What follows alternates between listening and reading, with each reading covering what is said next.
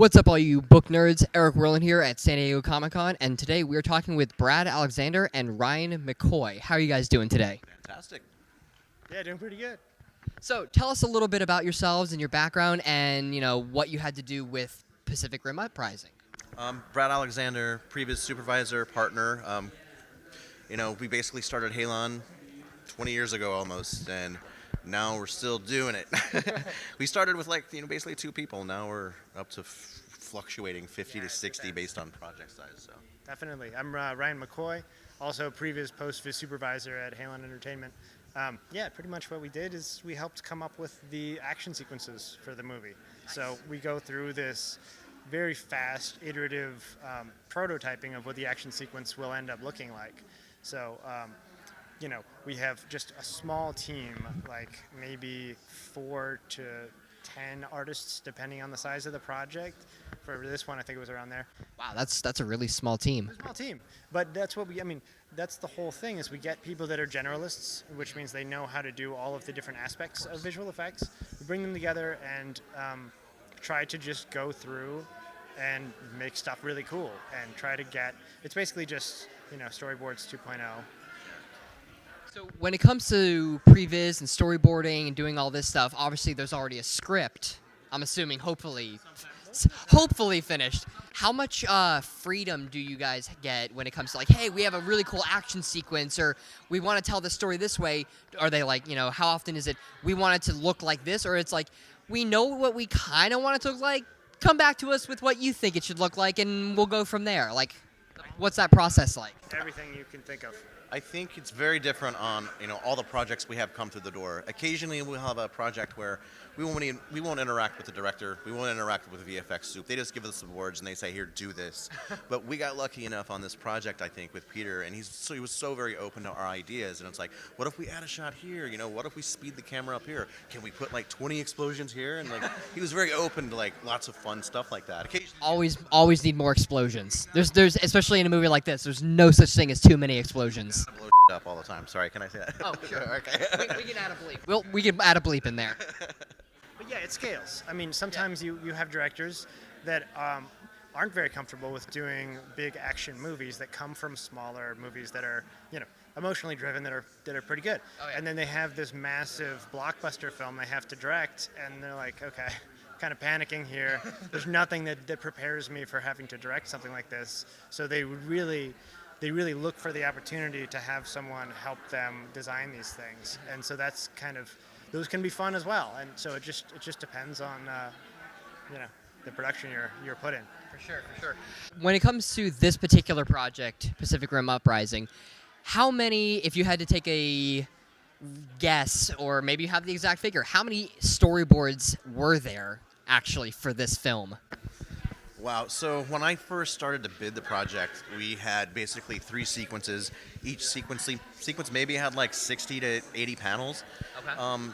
After that, we started evolved to another 3 or 4 sequences, each about the same amount of storyboards. But then after starting to work with Peter, we kind of changed direction and didn't work with boards anymore, because he had all these just crazy drawings. He would do it almost like stickman drawings on a napkin, but they were so clear and easy to communicate his idea. It was just super fast and super efficient, so we kind of didn't have to board as much after that. So, Nice. Yeah.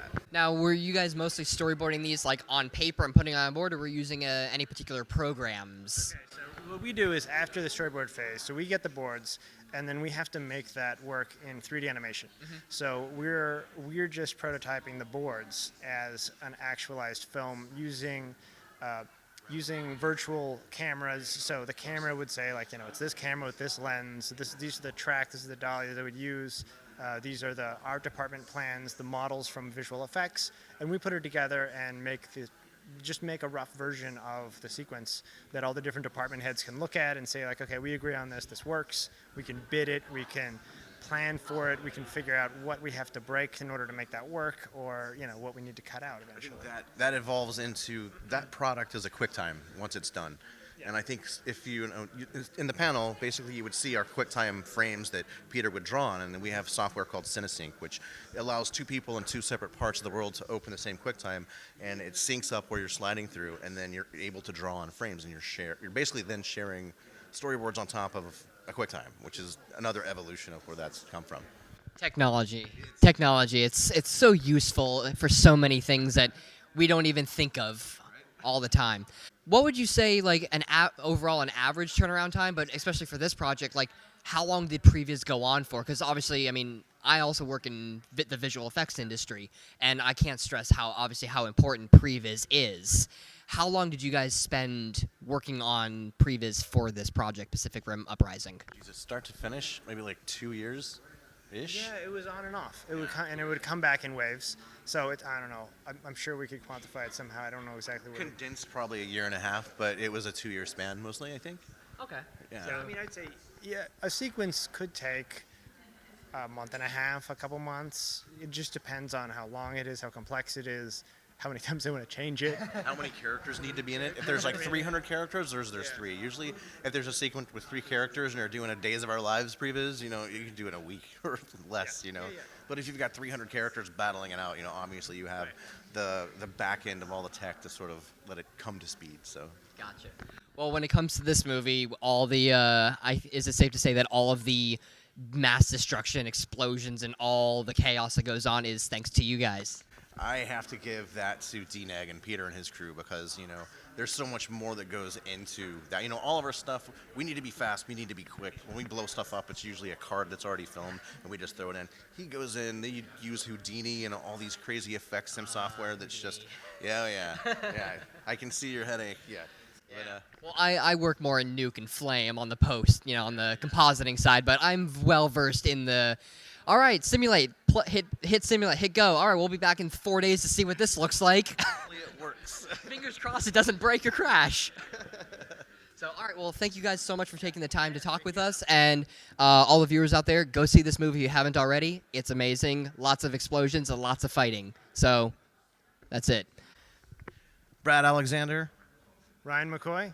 And that's Turning Another Page with Jean BookNerd. Nerd.